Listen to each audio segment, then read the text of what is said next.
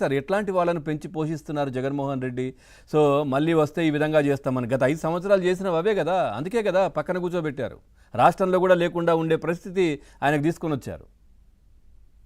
Sir మీరు మనం విషయం అబ్జర్వ్ చేయాల. ఉమ్, 1970s ఆ ప్రాంతంలో ఈ రౌడీలు అనేవాళ్ళు రాజకీయ నాయకులు చుట్టూ చేరేవాళ్ళు. రాజకీయ నాయకులు కూడా రౌడీల్ని చుట్టూ పెట్టుకుని ఏదో వాళ్ళ అవసరానికి వీళ్ళ అవసరానికి ఒకరికొకరు సహకరించుకునేవారు అనమాట.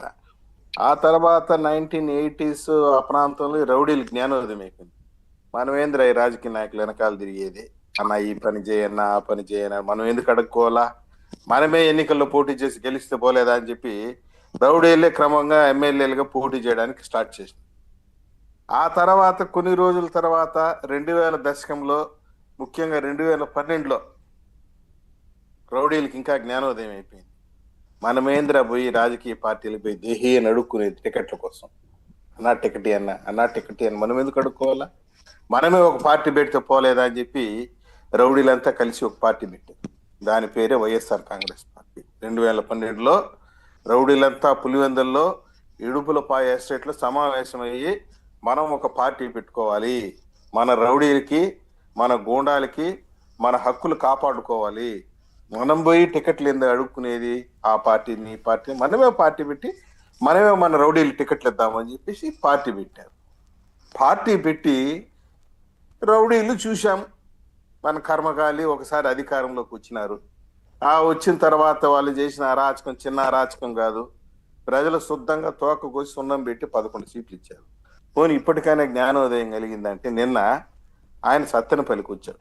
వచ్చింది దేనికి, ఏమైనా కార్గిల్ యుద్ధవీరుడి విగ్రహం ఆవిష్కరణక, లేకుంటే పుల్హామాలో ప్రాణాలు పోగొట్టుకున్నటువంటి ఒక సైనికుడు విగ్రహ ఆవిష్కరణక? ఆ మధ్య ఒక నెల క్రితం మురళీ నాయక్ అనేటువంటి సైనికుడు అనంతపూర్ జిల్లాలో పుల్హామా యుద్ధంలో ప్రాణాలు కోల్పోయాడు, భారతదేశానికి ప్రాణం అర్పించినాడు.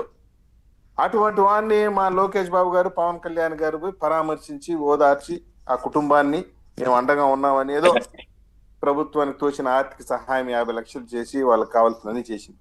దాన్ని పోటీగా తీసుకుని ఈయన ఎవరే కార్గిల్ యుద్ధ వీరులను పుల్హామా యుద్ధంలో చనిపోయిన వాళ్ళ పరామర్శిస్తే బెట్టింగ్ లో చనిపోయిన వాళ్ళు మనం పరామర్శించాలని చెప్పి నేను సత్తెనపల్లికి పోయి పరామర్శించేదని పోతాడు. ఎంత వందలాది మందిని వేలాది మందిని వేసుకొని పోతాడు. పోని చనిపోయిన కుటుంబానికి పోయి నేను ఉన్నాను, నేను సహాయం చేస్తానని చెప్పాడు. అదిలే సీఎం సీఎం సీఎం అని ఎగరటం, అక్కడ గంజాయి బేచి బగ్గదాగి ఎగురుతూ అన్నాడు. అన్న వచ్చినాడు పులి అని. అందులో ఒక సైకో ఒక బ్యానర్ అనమాట, 2029లో మేమే వస్తాము, వస్తే గంగమ్మ జాతరలో పొట్టేళ్ళు తల నరికినట్టు రఫ నరుకుతాడంట. ఆహా, అందుకే కదా ప్రజలు మిమ్మల్ని రఫ నరికి 11 ఇచ్చుండేది. ఇంకా బుద్ధి లేకుండా వీళ్ళు 2 రకాల క్రిమినల్స్ సార్ వీళ్ళు. ఒకటి ఆకు రౌడీలు, 2 వైట్ కాలర్ క్రిమినల్స్. వీళ్ళందరూ చూడండి, ఈ ఆకు రౌడీలు అంటే ఈ బోరగడ్డ నీళ్ళంట వాడంట వీడంట వీళ్ళంతా ఆకు రౌడీలు బ్యాచ్.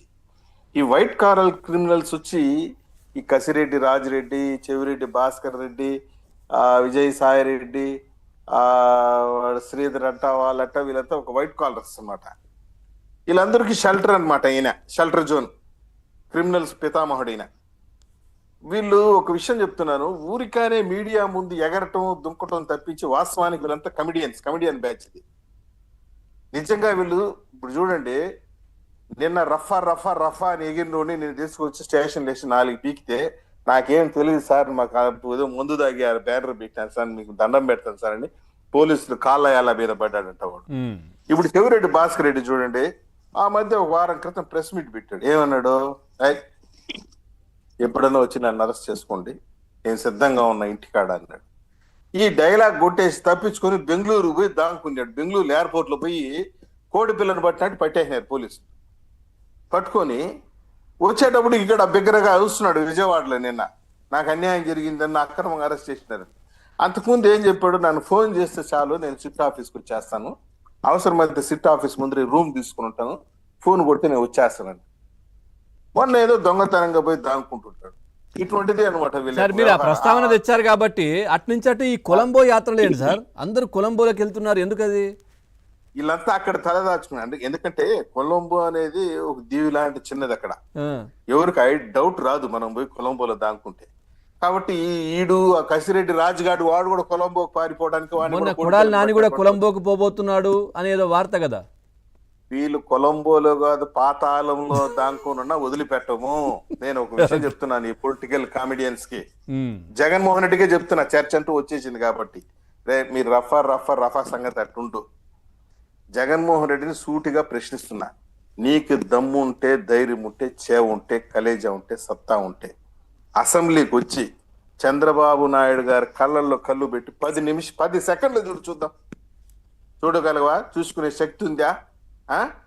ఆయన ఇప్పటి వరకు తరిచింది 2 కళ్ళే, 3వ నేత్రం తరిస్తే భస్మమే. మీరు మంచోడు కాబట్టి ఏదో మొన్న కూడా కేబినెట్ మీటింగ్ లో ఒక మాట చెప్పాడే, నన్ను అరెస్ట్ చేసినాడని చెప్పి నేను ఆయన అరెస్ట్ చేయడం ఏదబ్బా, నాకు అటువంటి రివెంజ్ చేసుకునేటువంటి ఆలోచన లేదు, నేను అటువంటి వాడిని కాదు, రివెంజ్ పాలిటిక్స్ నేను చాలా దూరము, అందుకని చెప్పేసి మరీ మనం ఓకే, రైట్ లిబరల్ గా ఉన్నారని రెచ్చిపోతే ఉక్కు పాదంతో తొక్కేస్తామని చెప్పాడు. Right sir. నేను ఈయనకి అదే చెప్తున్నా, ఊరిక ప్రెస్ మీట్లు పెట్టేది, ఎగిరేది, రఫా అనేది. నేను ఆయన మాట్లాడుతున్నాడు, ఏంది రఫా నరికితే మంచిదే కదా అని చెప్పేసి. నాయన మీరు అసలు రోడ్లోకి వచ్చేదానికే భయపడుతున్నారు కదరా, ఊరికే ఎందుకురా ఈ హెచ్చు మాటలన్నీ, పెగ్గి మాటలు? మేము తలుచుకుంటే రోడ్లోకి రాగలవా? అంటే ఒక విషయము 10 సార్లు చెప్తే గానీ అర్థం కానటువంటి వ్యక్తి ముఖ్యమంత్రిగా పనిచేశారు గతంలో. ఇప్పుడు మీరు చూడండి, మొన్న ఒక